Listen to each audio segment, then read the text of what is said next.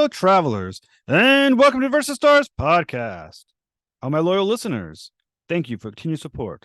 And remember, click the subscribe button, everybody. This is an amazing episode because Anthony Stokes returns to the mothership. We discuss his new series, Tap or Die, now on Kickstarter. Come aboard as we go traversing the stars. Hello, Mr. Stokes. Thank you for coming back to the Traversing the Stars podcast. Thank you so much for having me. Always a pleasure to have a returning guest, so thank you so much for coming. Absolutely. So, as a Kickstarter veteran, what have you learned about creating a Kickstarter campaign? Oh man, a veteran, man. It's crazy to hear. I think showcase the rewards, showcase the interior art, effectively communicate the product, and then, effectively communicate when they can expect the product is like the big things. So, as someone on LinkedIn you've done a lot of campaigns at this point. What have you feel like you improved in the most, given the series of campaigns? My fulfillment has gotten like way more optimized. Like, I think starting around my fourth campaign, I got a thermal printer. Oh wow! Right there. So that helped like massively because I don't have to go to the post office in person like during working hours and stuff. So that was a big thing. Is like because fulfilling is like one of the most important, or maybe the most important part about running a campaign. So that learning that and if I'm on my P's and Q's, I can get a campaign fulfilled in like 3 weeks, which is the goal. Yeah, I mean Kickstarter won't give you the money for 2 weeks after you fulfill, which is annoying because you're sitting on your hands for 2 weeks, Yep. Which is annoying, but like I try to get it fulfilled certainly within a month. I try to get it fulfilled. So, what other tips can you give? Because I think it feels like so many comic people are trying Kickstarter campaigns, and so maybe I don't know what you think the percentage of those that hit their goals. I mean, I doubt it's better than 50%. Probably less than 50. Probably hit their goals, I would imagine. I think, well, it's hard to say, right? Because there are some people that just try out Kickstarter, right? Mm-hmm. And they're not doing the research. They're just trying it, and nothing wrong with trying it. So yeah, I would imagine a lot of those fail. But I think a lot of the ones where you're looking at this as a possible career choice, I think a lot of those actually get funded from my perspective. So, what tips would you give the new Kickstarter novice? I would say back a bunch of campaigns, like for multiple reasons. I think one, certain people, even myself, to be honest, when I look on your profile and it says like backed in its single digits, one, the smaller point for me is like, okay, well, you're not really supporting, you're not backing a lot of campaigns. So you're not really supporting a lot of other creators, which is not necessarily a huge deal to me. Because people could have, not burners, but people could have like production. They could have studios that they're running. They can run on their personal page, right? Like who knows? But also that tells me that potentially you haven't seen enough Kickstarter campaigns. You haven't you don't know what a reasonable amount of time to wait is. You don't know how to do updates. You don't know, so it's like all these things that you learn via osmosis by backing campaigns that you're not getting. A lot of campaigns that fail, you will see they have single digit campaigns. And it's like, you know what? When maybe it doesn't hurt when you go to back campaign, the person has like 800 back or 700 back, 1,000 back, like you're more willing to pledge for that person because you know that they pay it forward essentially as well. So economically speaking, where's the line between backing and trying to afford the comic? You know what I'm saying? Like at some point, is there an issue of ever having backed so many that you're almost kind of backing yourself when if they paid forward to your own campaign? I mean, really, I don't spend a lot of money on anything but comics, to be honest. Like I'm a foodie and I spend money on comics. Like that's pretty much it. So for me personally, that's where all my money is going. So it's hard to say, right? Like it's hard to say exactly. I think that could be a thing But I don't think these people that are backing 1,000 campaigns in like the last 3 calendar years are dropping like $50 a campaign. Like I doubt that's what's happening. I think a lot of it's just like showing support, rallying around people and stuff like that. Hmm. Well, your current campaign is called Tap or Die, which is awesome. Yeah. What inspired the creation of the series? Part of the creation, I was talking to my boy Christopher Curtis, and I want to do a project together. And I injected a lot of my personal feelings, and like I made it really personal. And in that, it kind of branched off and became its own thing. But he came up with the initial idea, the initial premise, and I built it out from there. So it kind of feels like a deviation in tone from some of your other titles. Yeah. So it was this sort of like an exhale, sort of like after all those very tense projects, you're now like, all right, let's take a breather, do something more fun, or with some other motivation behind it. No, I mean that's you're right. It's broader and it's lighter. It's an easier sell. Like it has a built-in audience, which is like, great. Like so yeah, it was a side release. This has been my easiest campaign by far. You know, which you need a layup every now and then. I still think that it fits the theme of those. I think it still deals with like dealing with trauma and dealing with demons from your past and stuff like that. I think that more or less is still the case. But the aesthetic is lighter. Mm. So the art's being provided by Emilio Utrera. Am I Utera, close? maybe I haven't heard his name. I haven't heard the pronunciation. So how did the team up? How did the team up start? I was just looking around for artists, and his art style just stood out to me, and he had to do some character designs. I like this stuff. It was pretty straightforward. Nothing too So crazy. for those listeners, once again, because I do find that one of the appeals of an interview like this is for the new comic book people trying to get into the business. So, what is an effective method of finding that artist then? You gotta look at Instagram. You gotta look at their work, and then ideally, in a best case scenario, you are trying them out before you commit long term, right? Because anybody can make a nice page, but can you tell a series of pages that connect? Can you be a subsequent interiors? But Yeah, can you build up a narrative? Can you be consistent for 20 pages? That's another thing. Is can you maybe longer? 20 pages might be on the lower end of comic books mm, these days. So that's something you have to consider. So ideally, like the artist for DNS, Marcelo DNS, the artist for Decay and It's Just Thoughts, I had them work on something small to see what the vibes were like, what was their work like. And I didn't do that with Emilio, but I just saw enough pages that I was like, this guy's really good. This guy is phenomenal. So I wasn't worried about it. because I think with Kickstarters they live and die with the artist in many ways. If the artist isn't good, you're not selling a goddamn thing on these campaigns. It's tough. It's a tough truth, man. But yeah, I mean that's a,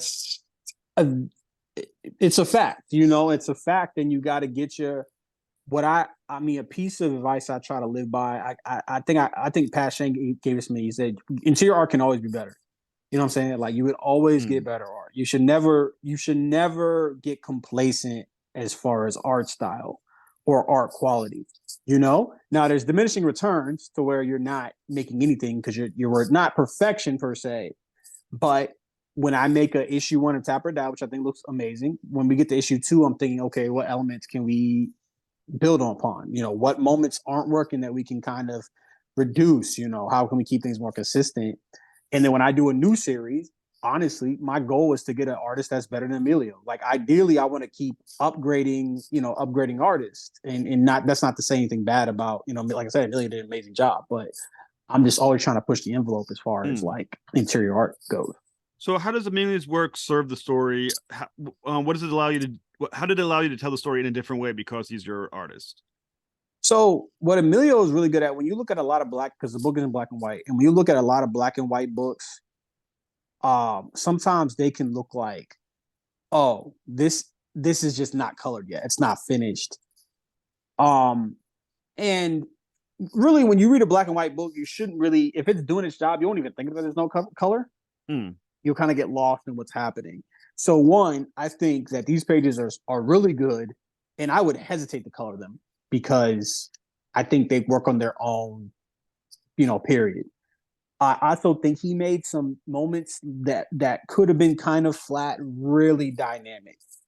There's a thing where two characters are facing off, and it's a forced perspective kind of high angle shot that looks super intimidating, and that's something that I didn't have in the script. He just took it upon himself to kind of add that, and it's still a character driven thing, so it's not 100% action. It's still got some character stuff going on. To make those moments interesting is definitely a skill.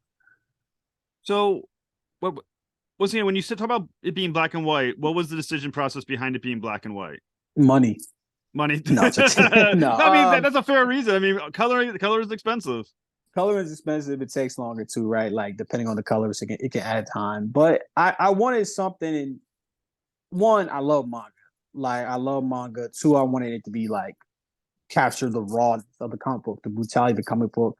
And then yeah, it was a thing that like I wanted to be able to make something that was like easy to make money back on. So there was a cynical component, and luckily that Emilio knocked it out the park. He did a good job in making sure that the black and whites look gorgeous.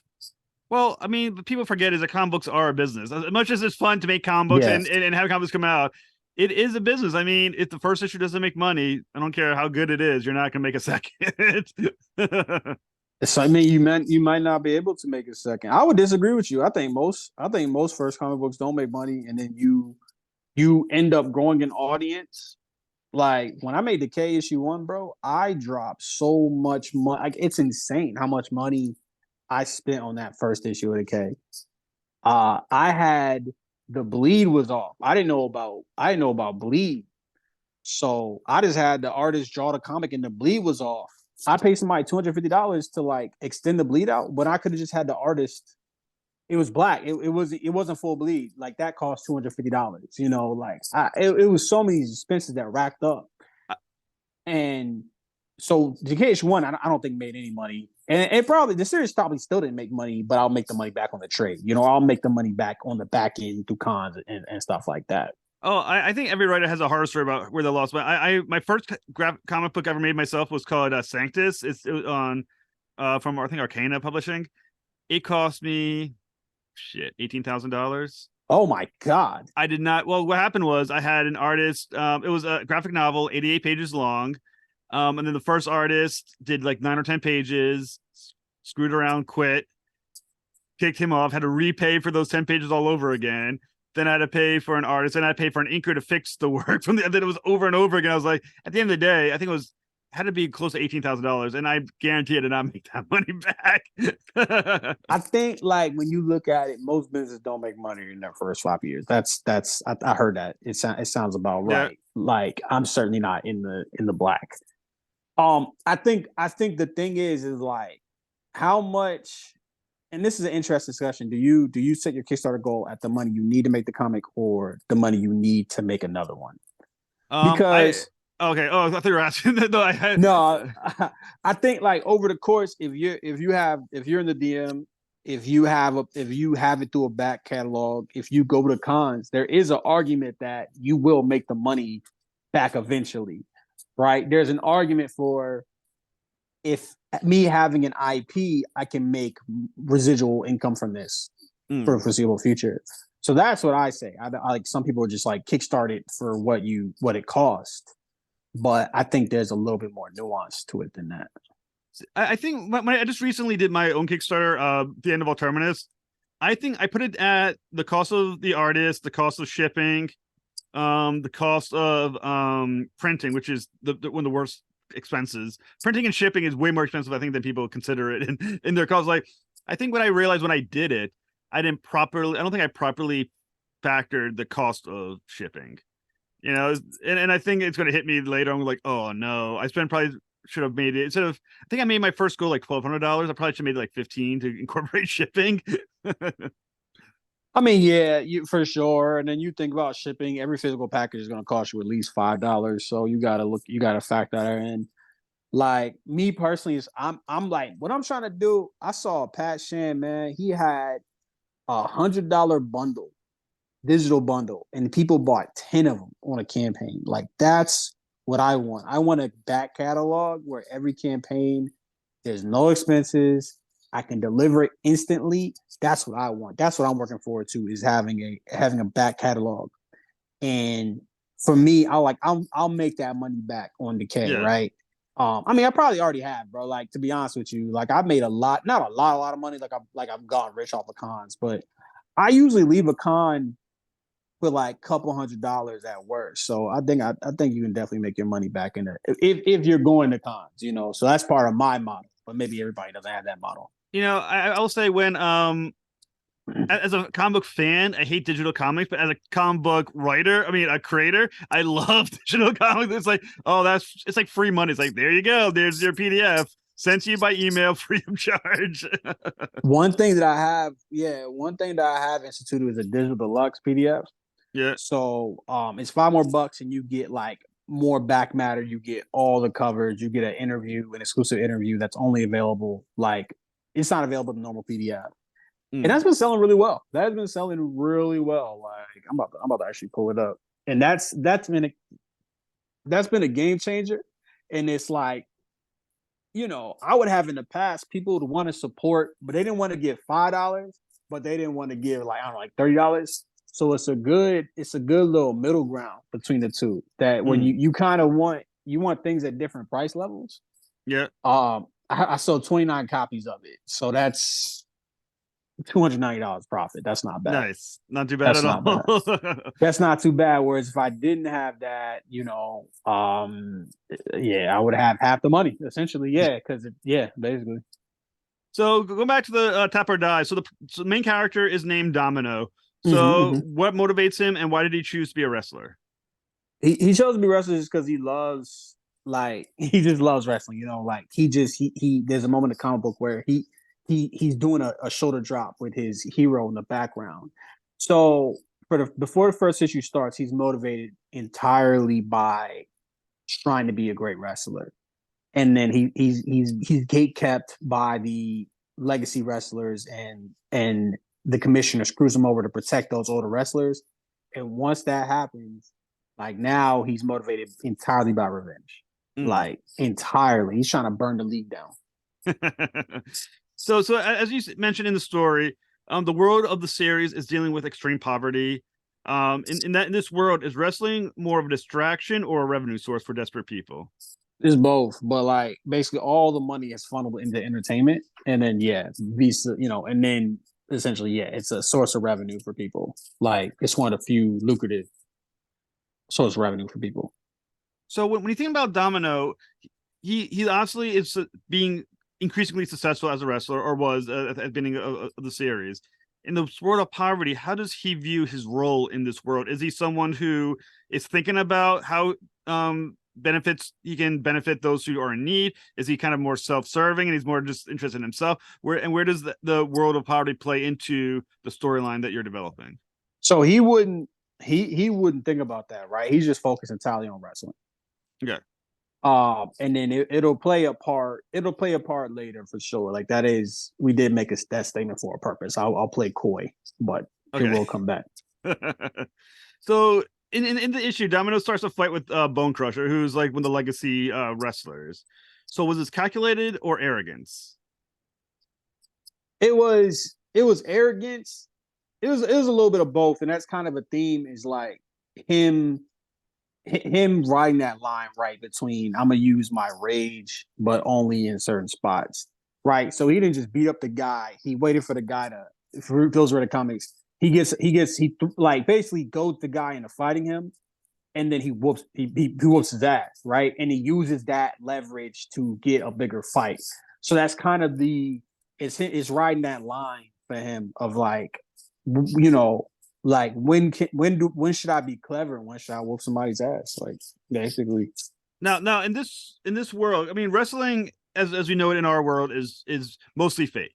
I mean, you still get hurt. Obviously, people still get hurt. Yeah. But I mean, it's the fightings are rigged. You know who's going to win. You know they know who's going to win before the fight starts. But also, you still get injured.